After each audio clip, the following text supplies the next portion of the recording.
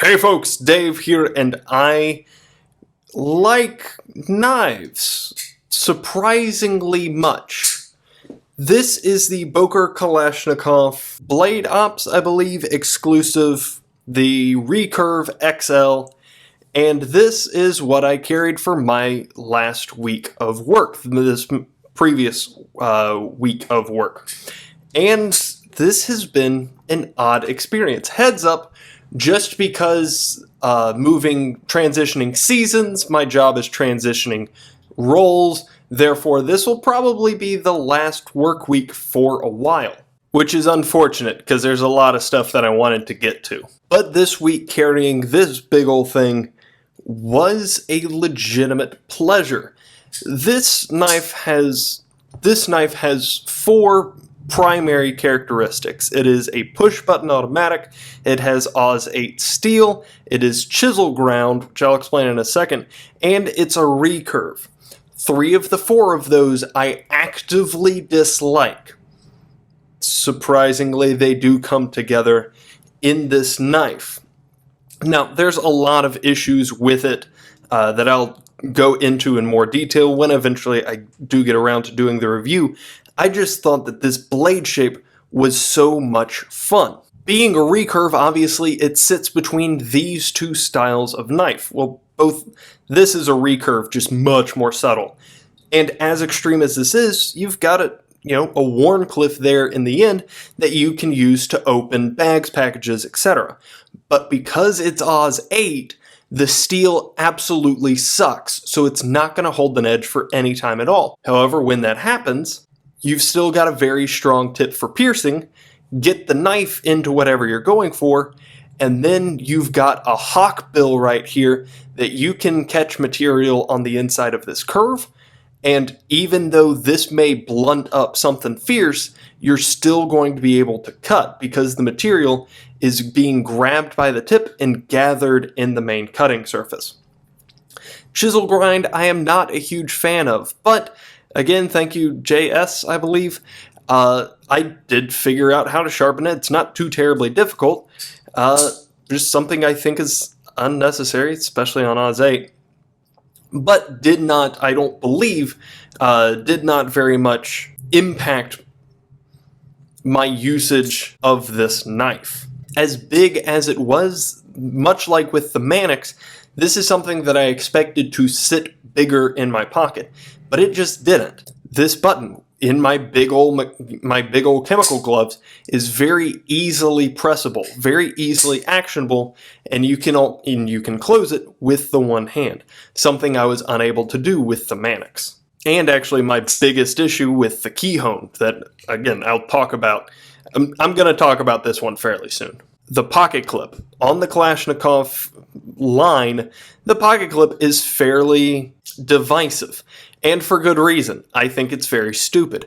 However, again, on this knife, as deep as it sits, these ridges really do help you pull the knife out.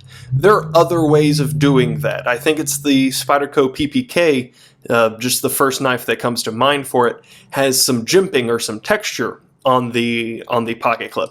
That way you don't have the, such a loud, weird, awkward pocket clip.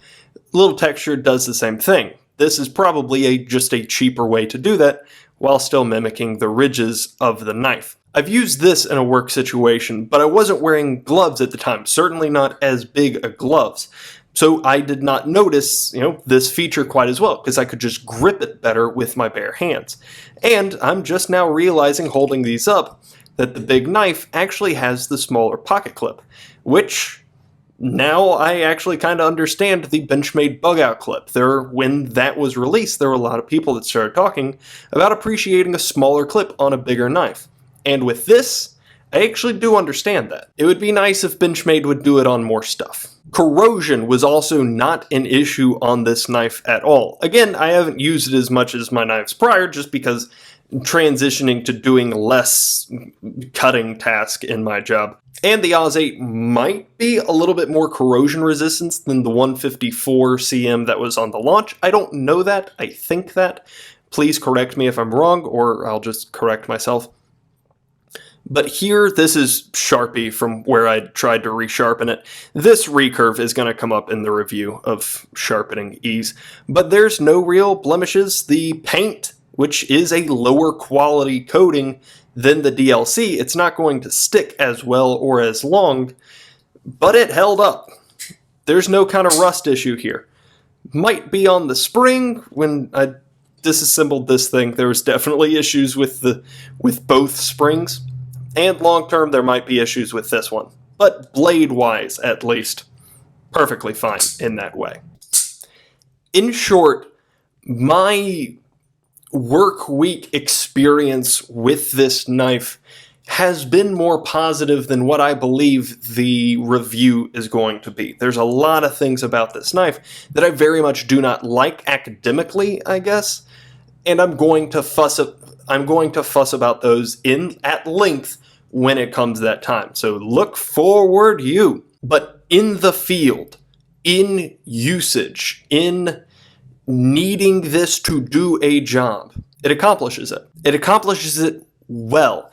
It accomplishes it with fun and with style. Look at this stupid blade.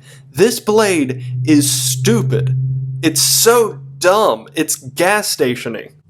Compare. But this knife is just fun. It fits in the hand, even when your hand is bigger because there's rubber there. The button is easily actionable. The blade is multi-usable. The pocket clip is suitable for its purpose. I have my issues with this knife, but at the end of the day, it is useful and it is fun. And that's really the best thing that I can ask of any knife. If you have any questions, comments, concerns, or suggestions, let me know down below. And other than that, you have a great day. Bye.